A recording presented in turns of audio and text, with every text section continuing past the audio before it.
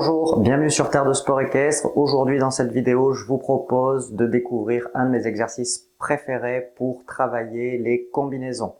En concours de saut d'obstacle, les combinaisons sont en règle générale une des difficultés majeures du parcours, d'autant plus qu'en fonction de l'épreuve concours, on risque de retrouver un double et un triple, ce qui fait qu'on multiplie par 2 le risque de faute, le risque de saut un petit peu compliqué ou désagréable.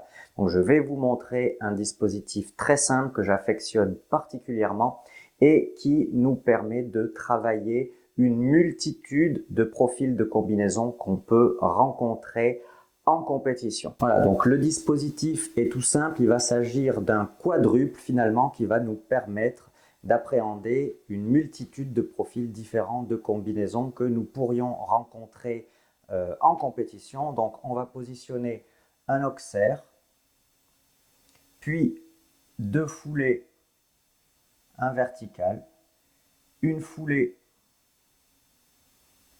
à nouveau un auxerre, puis 2 foulées, un vertical. Ce qui nous permet de travailler l'ensemble des profils qu'on pourrait rencontrer en compétition. Si on aborde dans ce sens-là, on pourrait envisager d'aborder un double auxerre 2 foulées verticales ou un triple auxerre 2 foulées verticales, une foulée auxerre. Et dans l'autre sens, c'est un petit peu l'inverse. On aborde un triple avec une entrée verticale, 2 foulées auxerre, une foulée verticale. Mais également, auxerre, une foulée verticale, 2 foulées auxerre et ainsi de suite.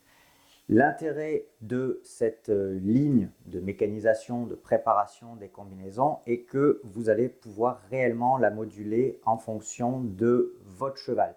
Idéalement, les distances seraient les distances concours.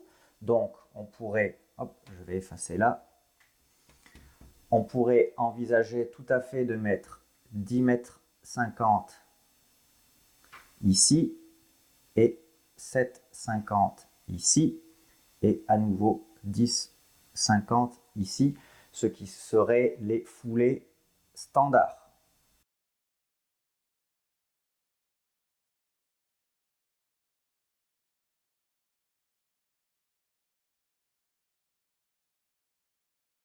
Mais si jamais votre cheval a quelques petits soucis dans les combinaisons et que vous êtes régulièrement à la peine et que vous vous retrouvez à rajouter une foulée parce qu'il a trop peu d'amplitude, vous allez pouvoir baisser ces distances-là et venir mettre seulement 10 mètres, 7 mètres ici, c'est des mètres hein, bien sûr, 7 mètres et 10 mètres.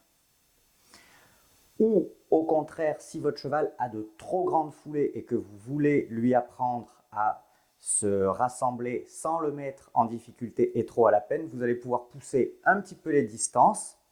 Donc du coup, là, ce sont pour... Hop, on va marquer petite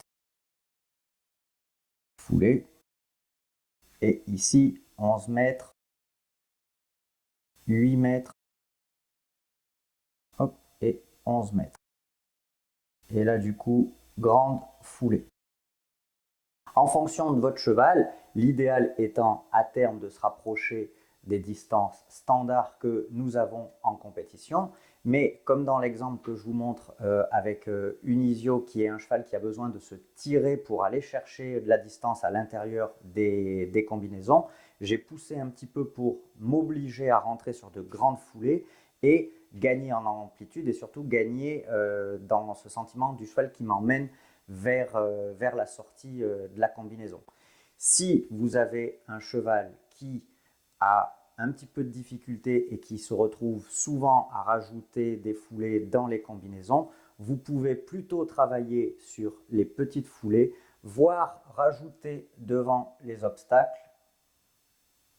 Hop, hop.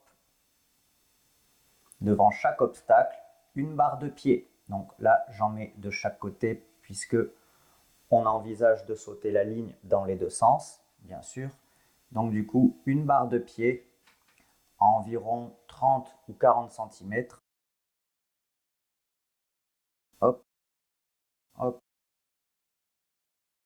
et hop.